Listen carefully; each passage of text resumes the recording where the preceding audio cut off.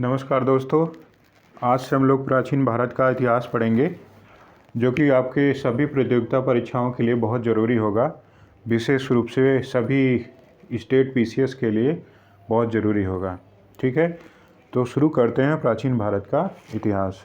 दोस्तों, सबसे पहले हम लोग जानते हैं इतिहास होता क्या है।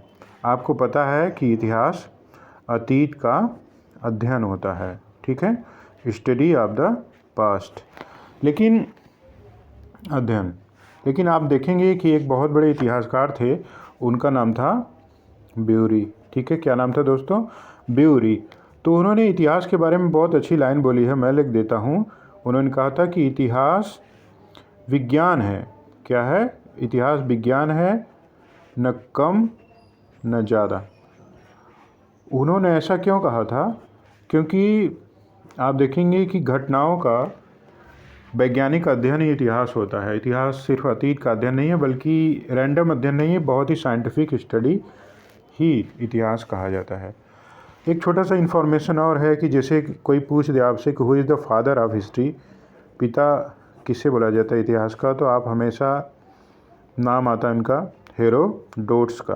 ठीक है, हेरोडोट्स का नाम आता है, जिनकी बहुत ही फेमस बुक है, नाम उन्होंने लिखा था, बुक का नाम रखा था हिस्टोरिका। तो हेरोडोटस की बुक का नाम था हिस्टोरिका। ठीक है, ये दोस्तों 5th सेंचुरी बीसी के इतिहासकार थे, यूरोपियन इतिहासकार थे। अब सबसे पहले इतिहास पढ़ने से पहले एक बार देखिएगा इतिहास में जो टाइम होती है उसकी स्टडी हम लोग कैसे करते हैं। इतिहास में जो टाइम है, आप देखेंगे कि जीसस के टाइम को 0 मान लिया गया। जीसस का जो बर्थ है, बर्थ टाइम है, जन्म का दिन है, जन्मदिन है, बर्थडे है, तो उसके पहले जो टाइम था उसकी स्टडी उल्टा करते हैं, 1 2 3 4 करके अपवर्ड स्टडी जिसको आप बोलते हैं, इसको बोलते हैं BCE, बिफोर कॉमन इरा, या ईसा पूर्व आप कहते हैं। जीसस के बर्थ के बाद के टाइम को आप कॉमन इरा बोलते हैं, हिंदी में उसको ईसवी बोलते हैं। जैसे आज 2022 चल रहा है, तो आप क्या कहेंगे कि जीसस के जन्म से आज कितना साल हो गया? 2022 हो गया। ये तो आप तो जानते ही होंगे। मैं पढ़ने लिखने के क्रम में BCE शब्दों का यूज़ करूँगा, आप इतना अंडरस्टैंड करिएगा। इतिहास पढ़ने से पहले थोड़ा उसका बेसिक जानना ज़रूरी होता है कि उसका विभाजन कैसे किया गया है। दोस्तों, इतिहास का विभाजन जैसे एक तो है प्राचीन इतिहास, मध्यकालीन इतिहास, और आप देखेंगे कि आधुनिक इतिहास और समकालीन इतिहास। लेकिन इतिहास का विभाजन आपको पता ही होगा कि लेखन कला के आधार पर भी किया गया है। लेखन कला, ठीक है, कैसे? तो एक आप जानते हैं प्रागैतिहासिक काल, प्रागैतिहासिक काल, ठीक है, और दूसरा है दोस्तों आद्य ऐतिहासिक काल, आद्य ऐतिहासिक काल, और तीसरा है ऐतिहासिक ऐतिहासिक काल। डिटेल्स मैं नहीं लिख रहा हूँ, आप ध्यान से सुनिएगा। आद्य ऐतिहासिक काल यानी प्री हिस्ट्री। तो प्री हिस्ट्री किससे बोलते हैं? जिस समय मानव किसी प्रकार की लिपि से परिचित नहीं था, ना ही वो लिखना जानता था, तो उसी को ही हम लोग प्रागैतिहासिक काल बोलते हैं। इसका टाइम मानव उत्पत्ति से लेकर के 3000 ईसा पूर्व तक है। ठीक है, दूसरे नंबर पर आता है दोस्तों आद्य ऐतिहासिक काल। इस काल का मानव, तो आप देखेंगे लिपि से परिचित था, लेकिन उसकी लिपि अभी भी पढ़ी नहीं जा सकी है। ठीक है, लिपि से परिचित था, लिखना भी जानता था, लेकिन अभी उसकी लिपि पढ़ी नहीं जा सकी है। उसका समय कितना है? 3000 ईसा पूर्व से 500 ईसा पूर्व तक। ठीक है, 3000 ईसा पूर्व से 500 ईसा पूर्व तक, इसको बोलते हैं आप प्रोटो हिस्ट्री। फिर आपकी हिस्ट्री होती है जिस काल में मानव लिखना भी जानता था, पढ़ना भी जानता था, उसके साहित्यिक स्रोत उपलब्ध हैं, तो इसी को ऐतिहासिक काल बोला जाता है। उसका टाइम 500 ईसा पूर्व से वर्तमान तक है। ठीक है, कहाँ तक? वर्तमान तक है। ये तो दोस्तों विभाजन हो गया लेखन कला के आधार पर, लेकिन इतिहास का प्रत्येक कालखंड जो है कैसा है आप एक बार ज़रूर देख लीजिए, ताकि आपको पढ़ने में आसानी होगी, इतिहास को समझने में आसानी होगी। दोस्तों इतिहास का जो प्रत्येक कालखंड है उसको मोटा मोटा समझना जानना, और उसके बाद प्रत्येक कालखंड में क्या निरंतरता हुई है, क्या परिवर्तन हुआ है, इसको ध्यान में रख के जब आप पढ़ते हैं तभी इतिहास अच्छे से समझ में आता है।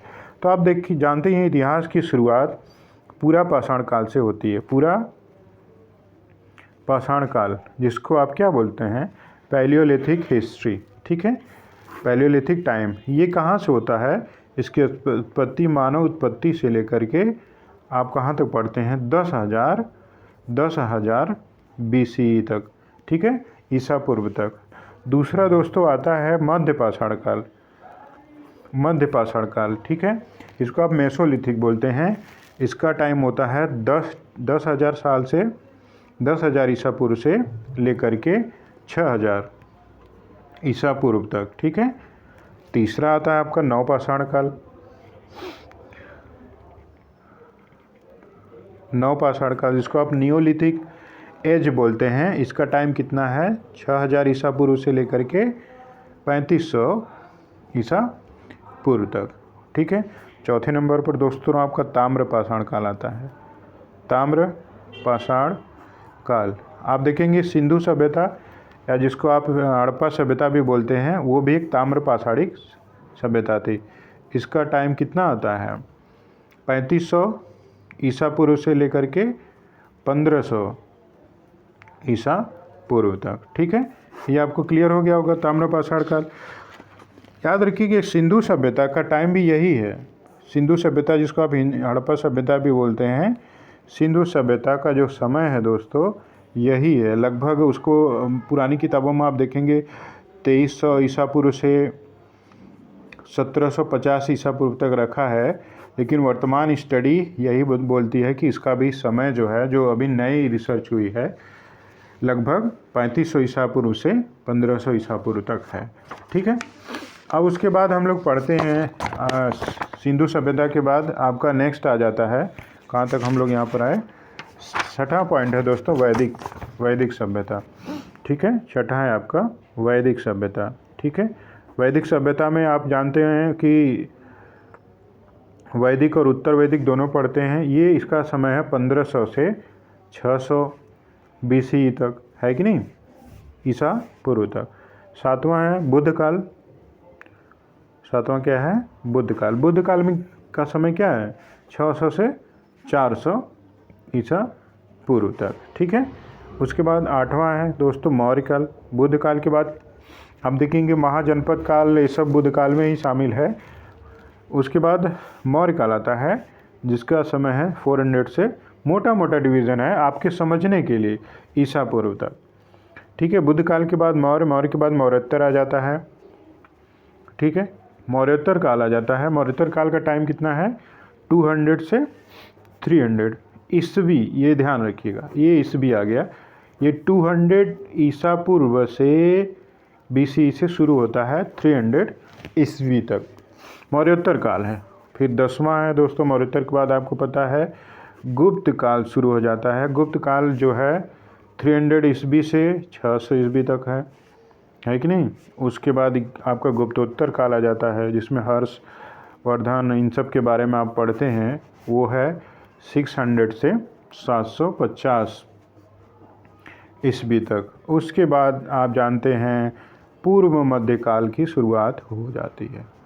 पूर्व मध्यकाल की शुरुआत 750 ईस्वी से लेकर के 1200 ईस्वी तक का समय, उसके बाद दिल्ली सल्तनत की शुरुआत होती है।